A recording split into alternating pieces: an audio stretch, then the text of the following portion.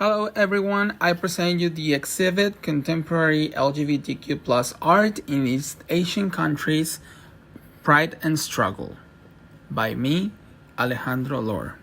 I will present you with 8 artworks by different artists from the late 18th century to date, and also what has changed from then to now.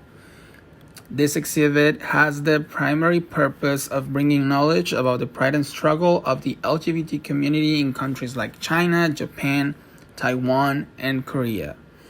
These countries have very conservative views where the term queer is still to this day rhetorically and politically insecure and provocative.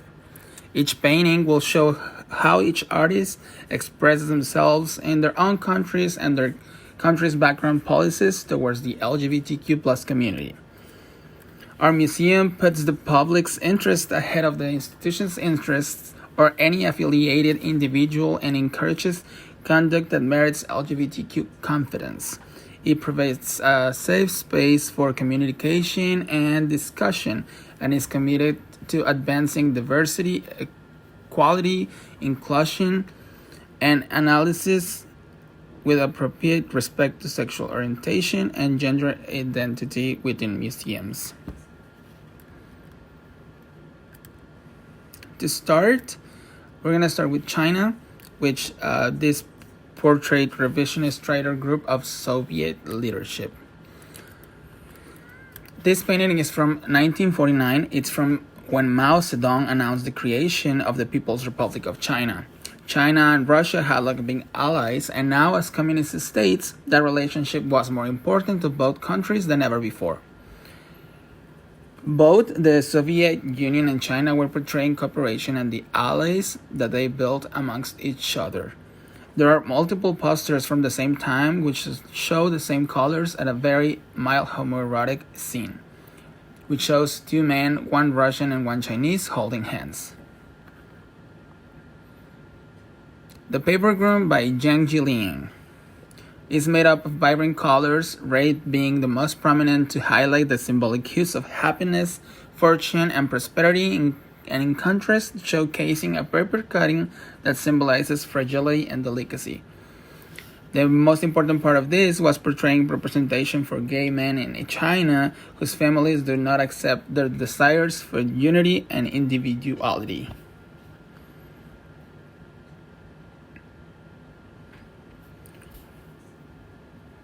Now we're gonna go to Japan, which is the first painting, a wakashu and a young man with hawks. In a wakashu and a young man with hawks from 1803, it shows the beauty of one of 65 good looks shown in an exhibit called A Third Gender, Beautiful Youths in Japanese Prints, which talked about how gender and sexuality were structured in early modern Japan and in what different ways Edo period sexuality relates to contemporary LGBTQ plus culture. Wakashu describes when a male reaches puberty, his head is partially shaved with a triangle-shaped cut above the forelocks that is a meaningful way to distinguish wakashus. The Red String by Hideki Ko. In The Red String by Hideki Ko from 2014, the red string is what holds you into your soulmate. The current situation in Japan went from celebrating homosexual lifestyles to being in denial about LGBTQ plus issues even existing, which makes it very difficult for artists with queer artwork to be out there making sure the world sees it. We're gonna go to my favorite room, Taiwan. This painting, Damien and Hearst by Jiangxing Liu from 2014. This was a painting that was gifted by Patrick Sen. This painting shows 2 men dressed in carnival circus type clothing. In this painting, Jiangxing Liu was portrayed a genderqueer person and a gay person as 2 in the same frame. It is needed to add that the lesbian, gay, bisexual rights in Taiwan are the most progressive in Asia.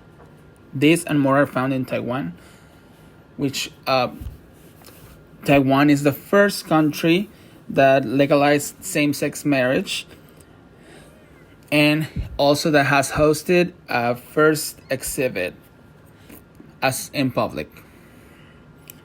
In this painting, The Room at the Top of the Stairs by Kufu Sheng shows two naked men standing steadily side by side, facing the bed and window. On the left wall, you can see a mirror, like portrait of the male figure on the left. This painting seems to portray your view of the scene from a doorway perspective. The figure represents the masculinity and femininity present in gay men. We're gonna go to Korea.